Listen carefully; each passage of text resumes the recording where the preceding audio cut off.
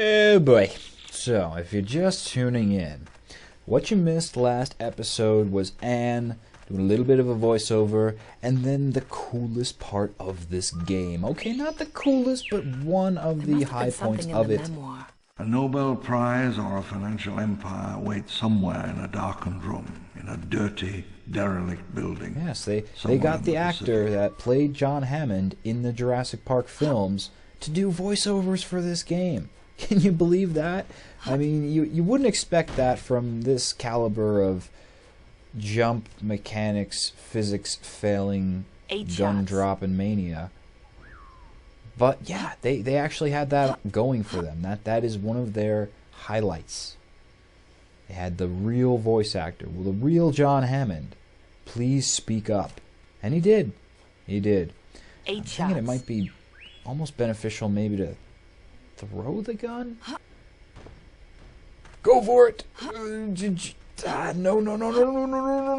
Up. That's another very difficult thing to deal with in this game is the jumping not only fails when you're moving on level surfaces. Oh no, yeah, you've got more to worry about than that, my friends. When you're trying to jump at something with a slope like that, it's almost near impossible to understand what part the developers wanted you to jump on, because it may have dirt on it seemingly indicating, and like that, I didn't even know I could do that. Oh man, he really did it. Brachiosaur, oldest of our recreations by 50 million years. The only true Jurassic native. Yep, well, that's a good sign. First dinosaur we meet on the island, not a raptor. Yeah, brachiosaurs, friendly, plant-eating, long-necked dinosaurs. I remember Jurassic Park when they all escaped the T-Rex's wrath, and they were, I guess, spoiler alert here if you haven't seen Jurassic Park already. I wouldn't expect that from somebody watching this LP, but okay. And they're sitting in the tree, and the brachiosaurs wake them up. These guys are friendly. They're cool dudes. But the dirt and the dunes, not such cool dudes. No, quite the opposite. Because even if there is some slight difference in the blotchy graphical patching, and that really didn't... I tried to use the physics of the gun hitting the box to knock it off, but you know what? A rock might work a lot better. Let's see. Aim. And completely miss. Overshot that. You got quite the pitching arm there, Anne. Quite the pitching arm. Perfect. So, the slopes, the patches, the blotches, they're bitches. They don't help. They don't help. You think you can jump on it. You think you'll stand there. And then you slide down the mountain. No, I don't really want to do that. Oh, and notice that Anne doesn't have a shadow. She's just a assembling of translucent boobs, hands, and guns, which are not translucent. I guess Anne's an Invisi-Woman. And oh no. This right here, folks, is a place you want to pause and save. Stupid idea. They're probably out drinking right now. Anne? Anne who? We'll confront it if need be, but it'd be nice if we head on the sort of outer skirts of this jungle to avoid it completely. Because the raptor around here is not the only thing we need to worry about. It's back to the faulty jump mechanics, yay! With a seesaw puzzle. Okay. The technology, the real trick of it, is still in there. In a darkened room, in an empty building with a dirty floor. It waits. The flashpoint. There he is. That's what I was avoiding. So, yeah, maybe not the first dinosaur we see is a raptor, but the second one sure is. Oh, and they're ferocious. Don't confront them head on. this early in the game. Unless you confront it with shotgun. You know, shotguns are a really good greeting card for raptors. You'd be amazed. Ha! That's our first dinosaur dead. Somebody keep tally. Yeah, that's right. I'm boob teabagging you. Now what? I'm boob bagging you. Boob Baggins! Bilbo Boob Baggins! Is that enough B's for you? B's to the A alliterations. No, not really. But you got... Don't fall on me.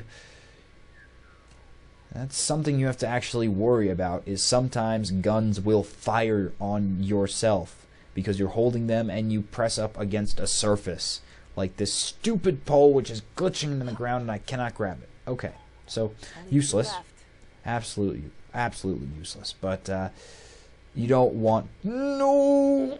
To do that. You don't want to do that. That's not a fun thing to do. That's not the way to win. But you don't want to be compressed with your gun to the wall because Anne, you know, with those martinis, more margaritas, in her system, she's got a wobbly trigger finger and it is, itching to go off. Even on itself. And it's tragic. Just like these slopes. It's gonna be the bane of my existence in this game. I can feel it already. You know, I remember playing Trespasser, and really being amazed at how unfinished this really was. You know, it was. I should really take a piece of wood or something and. Well, I can't because you saw that Anne's grab strength is minimal at best, and her arm, wow, she loves to glitch through things. She's a glitchy bitch. But yeah, gun. You caused me pain almost as much as the raptor, but I bet the raptor would have caused me death, so not as much. But yeah, there's no way to solve this puzzle other than jumping. We gotta wait for it. Let's wait for it to lift a little bit. This way, when we run towards the edge, it falls, and we are successful. Whew. 8 shots. A forest this wild, this unknown, has not been seen by any human since the great hunters of the early Pliocene. And just blasting it in the face. Really, just go to town, headshot all the way, and make sure you have the headshot. These raptors are tricky, sort of. They're tricky if you don't know their strategy, but they will stop periodically to sniff you and not move, and that's the prime time to unload the shotgun to the face. So, you know, take that opportunity when you can. But they will do sort of a serpentine, back and forth slithering type move on the ground bipedally because they've got feetilies. And I think there's another raptor roaming out in this jungle. You have to be cautious. Velociraptor, a small theropod native to China and Mongolia. Pack hunter, quite vicious and quite intelligent. This was the place. This used to be just an urban myth.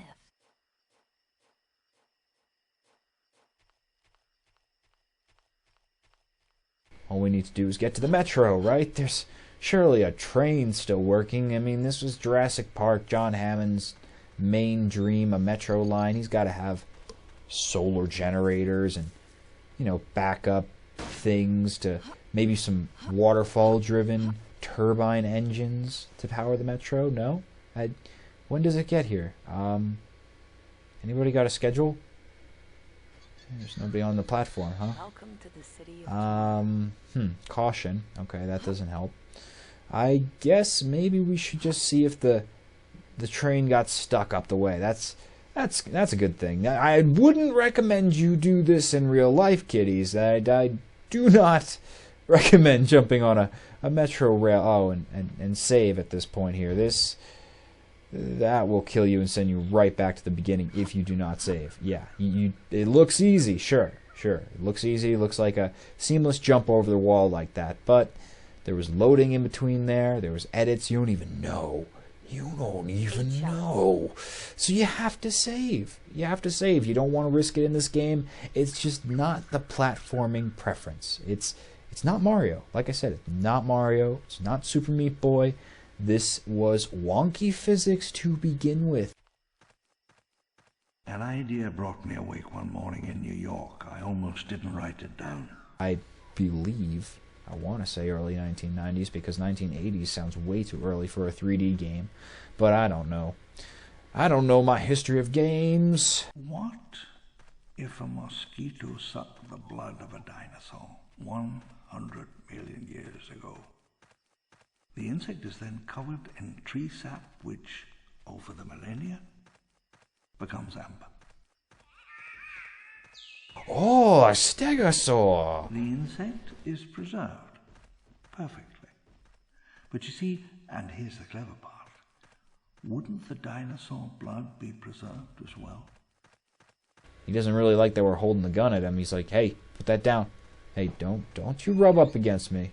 I know what you're trying to do. You're trying to glitch this game. Yeah, you're just a glitched aberration like myself here. Don't think I'm on to you, Stego. I know. You stay away from me trying to blow up my own body, rubbing up against me. But admire those textures. I mean, really, look at them. Great 3D design. I put my gun down to pet the dino. It kind of has an origami looking effect, but hey, these were, like I said, early 1990s, and polygonal graphics were, you know, where they were, and this was impressive for the time. Tiny spiral of genetic code. Abracadabra. Oh, and they do that. Yeah, they do that too. They don't just serpentine like a normal snake or like a normal animal movement, normal behavior that you'd expect from a living being. No, these are glitch dinos, and they glitch often. So sometimes you'll get that wobbly knee thing where they just completely flatline their feet to the ground, and it's not the time to unload the headshot. No, that's not. You gotta wait. Wait until they're sniffing, or waiting until they're right in front of you, charging. Sunlight angled down through the dusty air in Norman's office, and I leaned against a solid oak table as I outlined my plans for international genetic technologies.